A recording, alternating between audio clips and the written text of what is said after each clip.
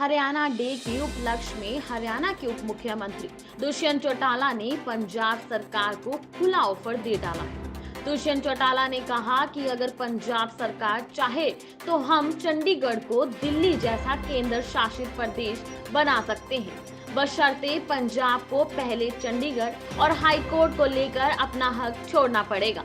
अगर पंजाब सरकार ऐसा करती है तो हरियाणा भी इस मसले पर गंभीरता से विचार करने के लिए तैयार है। उप मुख्यमंत्री दुष्यंत चौटाला आज रोहतक में आए हुए थे। उन्होंने पत्रकारों से बातचीत करते हुए कहा कि अकेले हरियाणा के चंडीगढ़ से अपना हक छोड़ने से प्रदेश की जनता को कोई फायदा नहीं होगा।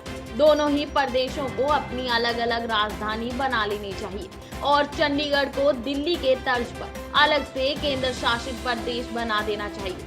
उन्होंने कहा कि अगर पंजाब सरकार इस पर विचार करती है तो हरियाणा भी इस मसले को सुलझाने के लिए तैयार है। 55 साल तो हुए लेकिन 3 इशू अभी भी ऐसे हैं। अलग राजधानी है, चाहे अलग हाईकोर्ट है, चाहे एसवाईएल का इशू है, ऐसे ही खड़े 55 साल बाद ना राजधानी हमारी, ना हाईकोर्ट है, ना एसवाईएल का। मैं तो आपको एक चीज़ बोल सकता हूँ कि अगर पंजाब राजधानी छोड़ता है, पंजाब हाईकोर्ट छोड़ता है, तो फिर हरियाणा भी उस पर विचार करेगा।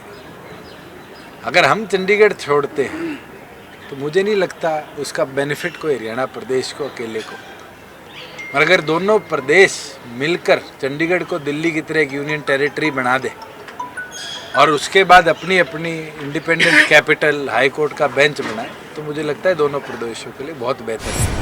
उप मुख्यमंत्री दुष्यंत चौटाला ने पूर्व मुख्यमंत्री भूपेंद्र सिंह हुड्डा पर भी कटाक्ष करते हुए कहा कि बड़ौदा उपचुनाव के बाद भूपेंद्र सिंह हुड्डा कांग्रेस पार्टी का हिस्सा नहीं रहेंगे, क्योंकि भूपेंद्र सिंह हुड्डा के हाथ में केवल गाड़ी का स्टीयरिंग रह गया है। पूरी गाड़ी पर तो रणदीप सुरजेवाला ने कब्जा कर लिया है। उन्होंने कहा कि भूपेंद्र सिंह हुड्डा आने वाले समय में कांग्रेस का हिस्सा नहीं रहेंगे। गौरतलब है कि बड़ौदा विधानसभा सीट पर उपचुनाव होने ही, जिसको लेकर गठबंधन की भाजपा और जेजेपी सरकार व कांग्रेस के बीच में कड़ा मुकाबला है और दोनों ही पार्टियों की साख दांव पर लगी है।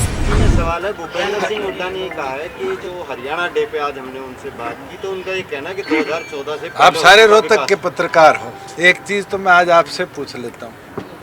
10 साल मुख्यमंत्री रह लिए, 6 साल उसके बाद हो गया, पहले एमपी भी रहे कई बार।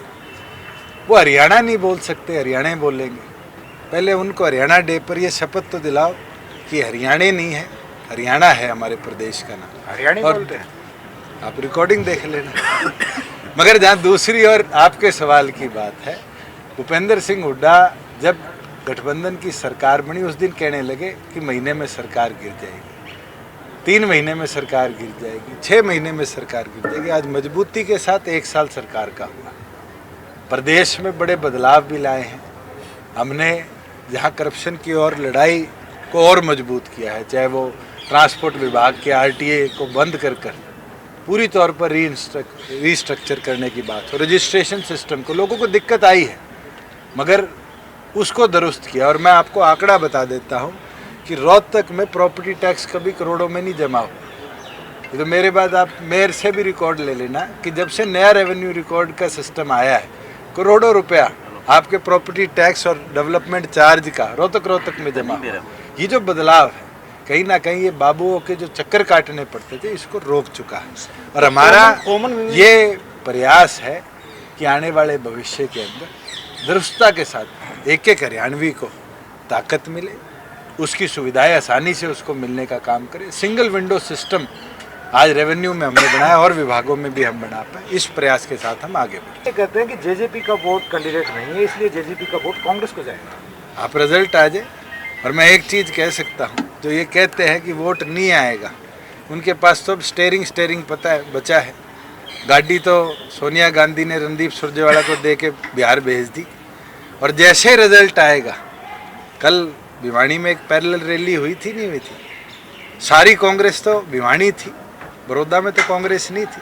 तो आप ये देख लेना, वो स्टेयरिंग भी छीन कर कांग्रेस उनसे किसी और को देने का काम करेगी। बड़ौदा का उपचुनाव जो है वो शायद निर्धारित कर दे कि भूपेंद्र हुड्डा कांग्रेस का आने वाले भविष्य में हिस्सा ना। सर, ओम प्रकाश देवती चुनाव की भी बात करते हैं। मुझे एक तो बता दो, एक विधायक का जो दल है वो मध्यवर्ती चुनाव कैसे करा सकता है? और भूपेंद्र हुड्डा कहते हैं कि मध्यवर्ती चुनाव होगा। 31 पहले थे, 30 ही उनके हुए, हमारा तो कोई कम नहीं हुआ।